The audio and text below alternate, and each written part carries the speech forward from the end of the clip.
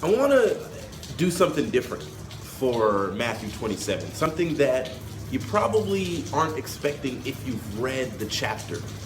Instead of spending time focusing on Jesus, I actually want to focus more on Barabbas. And for a moment, for a brief moment, I want you to imagine that you're Barabbas. Imagine that you're this career criminal. The Bible says that he was a well-known prisoner. So you're this career criminal. Everybody knows what you've done. They know that you have failed society. They know that you've wronged people, or you've stolen, or you've killed, or whatever it was that Barabbas did. They know that you've done wrong. They know that you belong in prison. They know that you're deserving of death.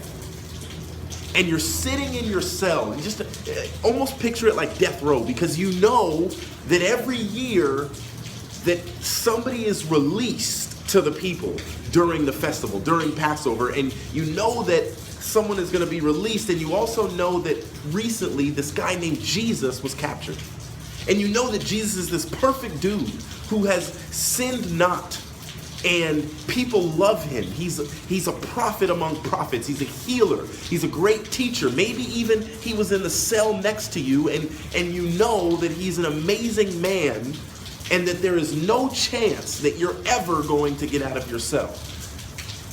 And as you're sitting back there in the cell, almost like, waiting for the guard to come and open the door and tell you it's time to go die, you start to hear your name slowly, but Barabbas, Barabbas, Barabbas, Barabbas, Barabbas, Barabbas. And then you hear, crucify him, crucify him, crucify him. And you start to get afraid. You think that this is it. And the guy walks up, opens the door, and lets you out. And as you stand up, you believe you're taking your last stand. This is going to be your last walk. And after this, you're going to head out to the crowd, and then you're going to go to the cross, and you're going to get flogged, you're going to get beat, you're going to get ridiculed, people are going to spit at you and throw things at you, and you're going to experience a public and horrific death. And you start to walk, and as you walk, you look up,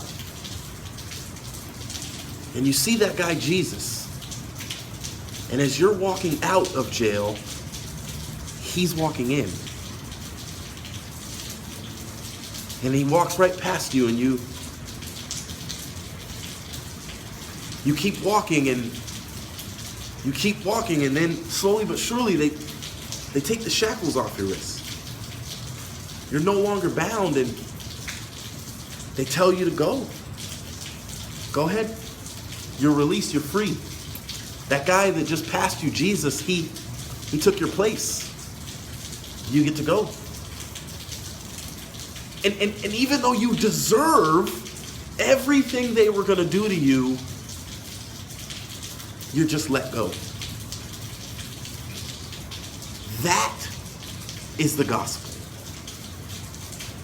Every single human being on planet Earth, all of us, have sinned and fallen short of God's glory. And if you want to know what sin is, in the Bible, in the book of James, here's an easy description of sin. In the book of James, it says, he who knows what he should do and doesn't do it, to him it is sin. And in that case, there isn't a human that exists that hasn't sinned.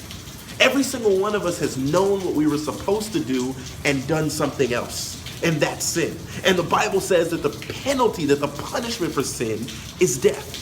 Death is the only thing that every human being experiences. Every human being doesn't experience birth because there's abortion. There's millions of them. Millions of humans have never seen the light of day. But for every human that is born, every human has died. Even Jesus. But there was something unique about him.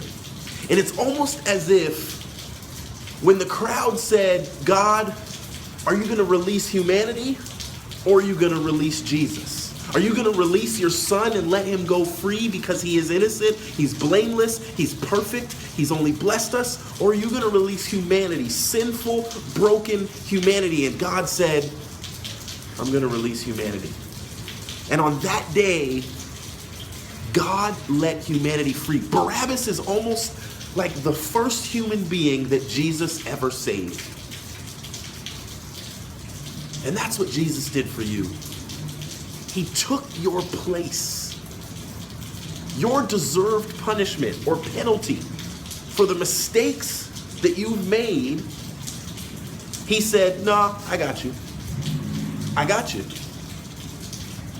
And he walked right past you. And now you have a decision to make. Like Barabbas. Are you going to stay walking in your old ways and being who you were and chasing after your own selfish desires? Or are you going to pay it forward? If you're not a Christian, if you're not saved and you have questions about some of the things I just said, or you want to comment about it, go ahead, comment. Ask me questions. Maybe I'll do a Q&A at the end of Matthew, which tomorrow is the last chapter. I know that this video is longer than the ones that I normally do, but this is the cross. This is what it's all about. This is the gospel. Is what Jesus did for Barabbas. He let him go. Someone who definitely deserved to be punished. He let him go. He took his place. I'll see you guys tomorrow for Matthew 28.